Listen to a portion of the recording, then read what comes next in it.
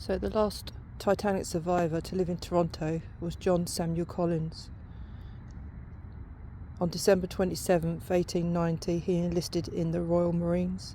He was 16 years and underage at that time. He was discharged as invalided on March 8th, 1892. Collins signed on to the Titanic on April 6th, 1912, at 38 years of age. He escaped in Lifeboat 1, which was the emergency boat, and was later summoned to testify at the British inquiry. It's unclear what his movements were prior to getting into the lifeboat.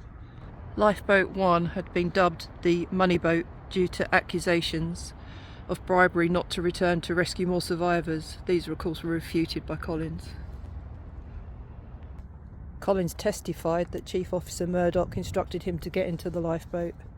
He insisted that no one proposed returning to collect survivors in the water, and that the cries of those in the water lasted for around 10 minutes.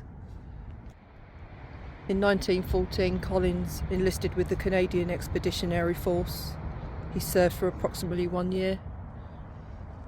He immigrated to Canada, lived in Toronto.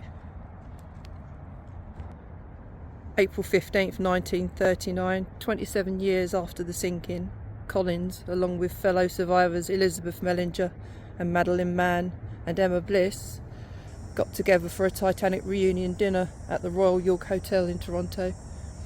According to Collins' grandson, the reunions were held annually. That's quite nice for them to all meet up, I guess. This is the final resting place. Sergeant John Collins, Titanic survivor, war survivor.